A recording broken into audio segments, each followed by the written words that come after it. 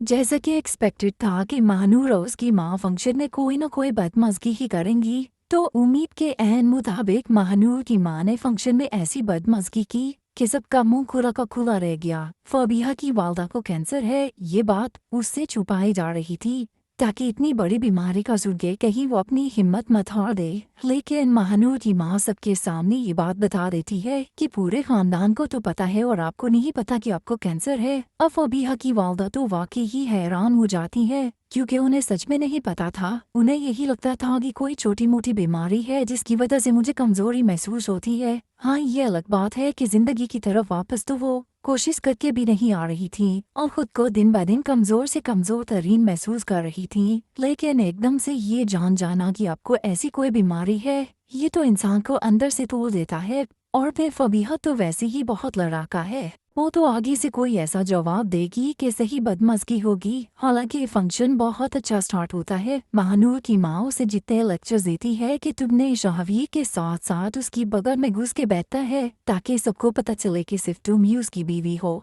ईमान के साथ बैठने को उसे मौका ही न देना। लेकिन उतना ही शहवीर उसे इग्नोर करता है और ईमान और अपने बच्चे के साथ साथ पीता है और दूर खड़ी ये दोनों माँ बेटियां सिर्फ चलती ही रहती हैं। ईमान के वालिद जो कि पहले तो यही सोच रहे थे कि वो फंक्शन पे बिल्कुल ना जाएं क्योंकि उन्हें ना शहवीर का सामना करना था और ना ही आसिफ साहब और अंबर बेगम का सामना करना चाहते थे। लेकिन अपनी बेटी की खुशी के लिए वो चले ही जाते हैं। पर हाँ, आसिफ साहब से सीधे मुँह बात नहीं करते।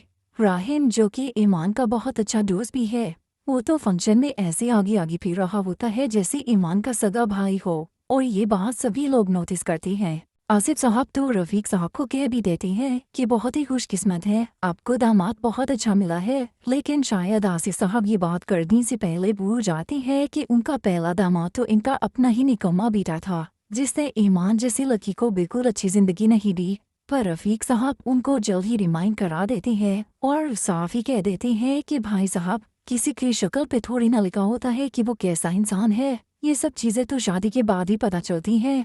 और देखा जाए तो उन्होंने वाकई 100% ठीक बात कही है। शादी से पहले तो हर कोई अच्छा ही बन के दिखाता है, असलियत तो शादी के बाद ही सामने आती है। जिस तरह शहवीर की शादी के फौरन बाद सामने आ गई। हाँ, ये अलग बात है कि शहवीर के सामने भी महानूर की असलियत उससे शादी करने के बाद ही आई, वरना तो शायद अगर उससे शादी न होती तो जिंदगी भर उसके इश्क में मुब्तला रहता और उसके ऊपर पैसे लुटाने के लिए तैयार रहता। अब महानूर की असलियत देखने के बाद ही उसे ईमान की मजीद कदर हो रही है। अंबर बेगम बहुत ही अच्छी दादी और बहुत अच्छी सास होने का सबूत देती है। जिस तरह अकीके की सारे के सारे खानों की तैयारी वो अपने ही हाथ से करती है। ईमान तो लाख उन्हें रोकने की कोशिश करती है कि खाना बाहर से मंगा सकते हैं, मेरे पास इतने पैसे हैं, लेकिन वो खुद ही कह देती है कि ये काम तो मैं रोजाना करती हूँ और फिर अपने पहले पोते के लिए बनाते हुए तो मुझे और भी खुशी महसूस होगी। और ईमान को भी वहाँ से भेज देती है कि मुझे तुम्हारी मदद नहीं चाहिए, जाओ और जाके तैयार हो, मेहमानों में सबसे अच्छी तुम्हें लगना चाहिए। उधर महानूर की माँ भी उसे यही लेसन देती है कि तुम्हें अकीके पे लाजमी जाना है और तैयारी भी ऐसी करो कि सबसे हसीन तुम लोग हो और आगे आगे ऐसी फिर ना कि जैसे ईमान के बेटे की नहीं बल्कि तुम्हारे बेटे की ही बर्थडे है। महानूर को तो अपनी माँ की चालें समझ नहीं आती। एक तरफ इसे ये शो करवाती है कि तुम घर में अपनी अपनायत बना के रखो, दूसरी तरफ खुद ऐसी कोई बातें कर देती है कि महानूर उसके बादशाह को क्लियर ही करती रहती है। अभी भी माँ ने जिस तरह फंक्शन में सबके सामने फबीहा की वालदा को उसकी बीमारी का एहसास दिलाया है, महानूर बेचारी को बाद में पता नहीं कितनी देर तक शाहवी को सफाइयाँ देनी पड़ेंगी।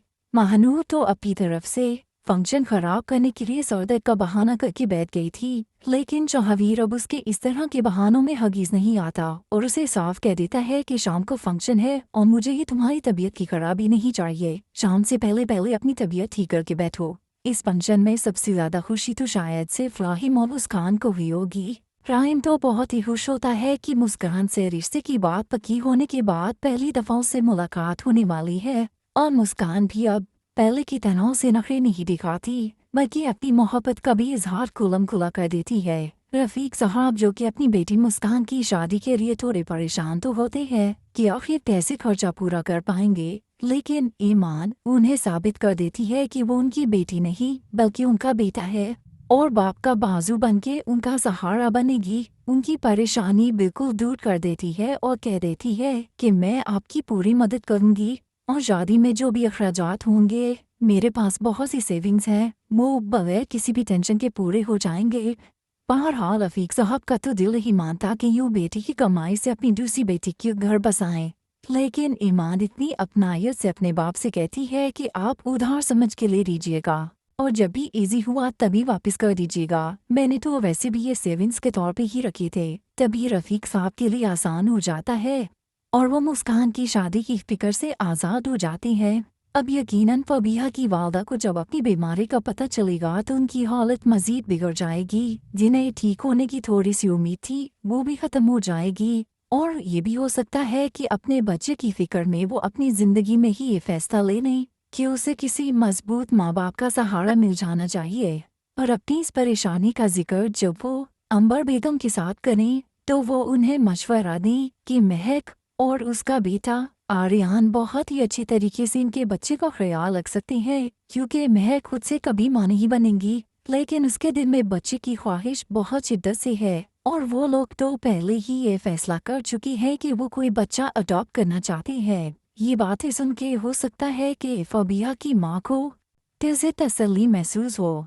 वैसे भी आर्यन के पैसे जो बंदा लूट के गया था वो पुलिस कस्टडी में है और ये उम्मीद भी दिलाई है कि जिनके भी पैसे लूटे गए हैं सब पैसे वापस आ जाएंगे। आर्यन के दोस्त फैसल को तो उम्मीद होती है कि उसके बाप की हलाल की कमाई जो कि इसे विरासत में मिली थी उसे यूं कोई धोखे से ले जा नहीं सकता।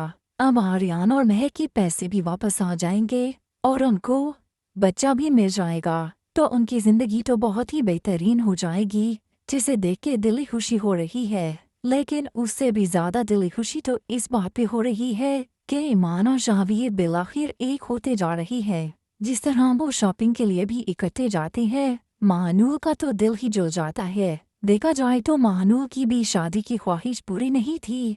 वो अपनी माँ के बताए हुए रास्ते पे चलना नहीं चाहती थी, बल्कि शादी करके अपना घर बसाना चाहती थी।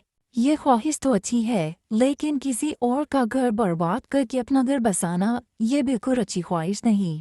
अगर शाहवीर की जगह वो किसी और लड़की का इंतखाब कर लेती तो कहीं ज़्यादा बेहतर होता, लेकिन यूँ जिस तरह ईमान से उसका शौहर छीन के अब उसका जी चाहता है कि शाहवीर वापस अपनी बीवी के पास जाए ही ना, तो ये ख्वाहिश यकीनन गलत है और इसकी सज़ा तो फिर मिलके ही रहेगी। महानूर को तो जो सज़ा मिलेगी सो मिलेगी, लेकिन सज़ा का हकदार तो शाहवीर भी पूरा का पूरा है। आखिर वो कोई दूध पीता बच्चा तो नहीं था कि महानूर ने अपने जान में फंसाने की कोशिश की और वो ईमान को एकदम से भूल दिया। मोहब्बत तो अपनी जगह, हमदर्दी में भी इंसान किसी के साथ इतना बुरा जुल्म नहीं करता, और अगर करता है तो फिर उसको कुदरत की तरफ से सज़ा मिलके ही रहती है। सज़ा तो शाहवीर की भी बहुत अच्छी होने वाली है, लेकिन शायद सज़ा भुगतने के बाद वो बिल्कुल ठीक हो जाए और फिर जब ईमान उसकी ज़िंदगी में आए तो उसे पूरी तरह कदर हो, बिल्कुल उतनी ही कदर जितनी कि ईमान डिज़र्व करती है।